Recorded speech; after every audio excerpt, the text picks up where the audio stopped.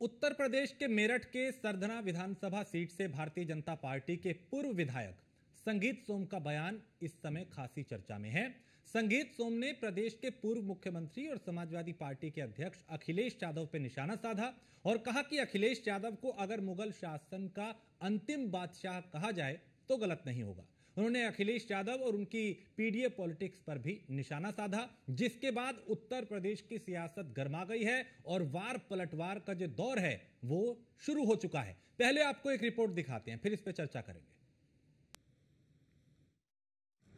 संगीत सोम का बयान, अखिलेश पर घमासान।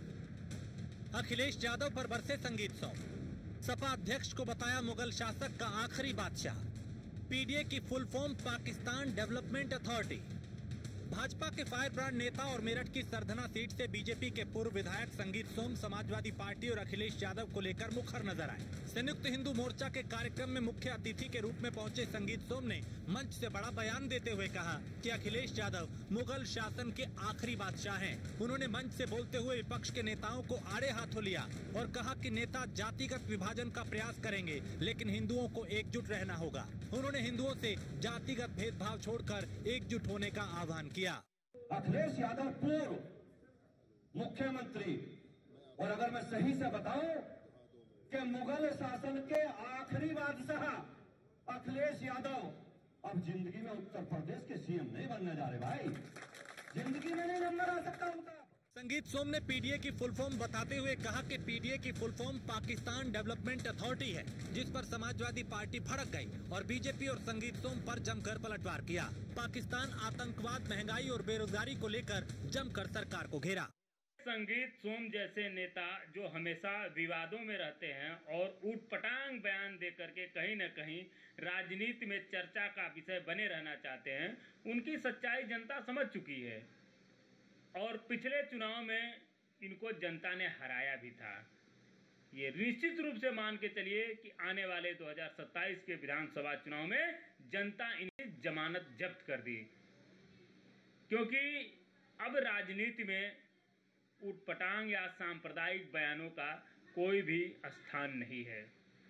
जनता सिर्फ और सिर्फ मूलभूत मुद्दों पर कहीं न कहीं राजनीति चाहती है और समाजवादी पार्टी उत्तर प्रदेश की जनता के लिए बेहतर स्वास्थ्य सुविधा, कानून व्यवस्था, चिकित्सा व्यवस्था, रोजगार और कहीं न कहीं जो शिक्षा व्यवस्था है उसको दुरुस्त करने का काम करेगी। दूसरी तरफ बीजेपी ने संगीत सोम का बचाव करते हुए अखिलेश और सपा को घेरा और कहा कि सपा मुस्लिम परस्त है। अखिलेश ने हिंदुओं के लिए कुछ नहीं किया, केवल तुष्टीकरण की राजनीति की और पीडीए को बरगलाने का काम किया।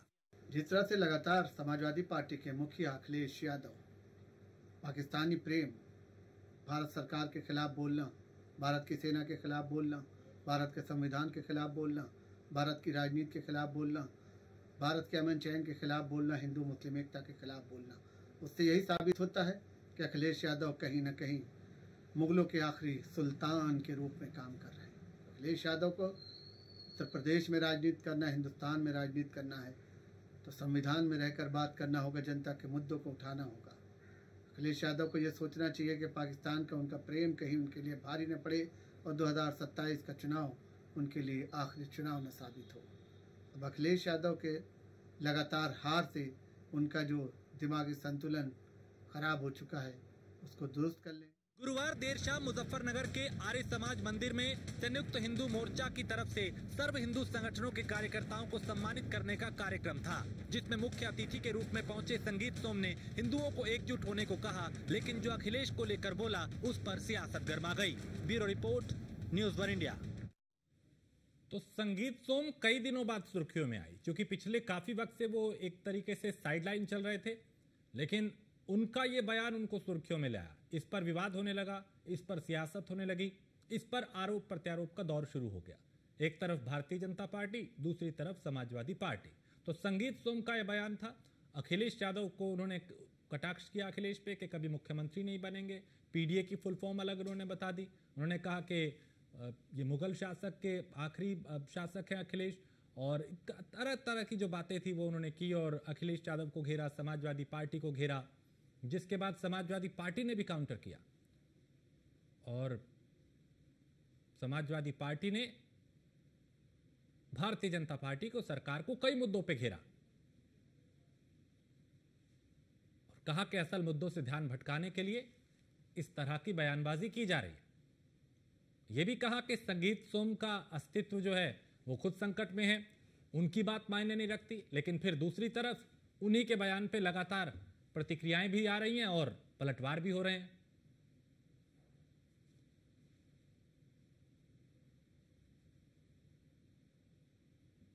तो संगीत सोम का यह बयान, अखिलेश पर घमासान, जारी है सियासत। भारतीय जनता पार्टी के फायर ब्रांड नेता संगीत सोम, जो अक्सर अपने बयानों के चलते ही सुर्खियों में रहे, लेकिन पिछले कुछ वक्त से उनके एक तरीके से खामोश थे और अब जब बोले तो उनका बयान फिर सुर्खियों में है।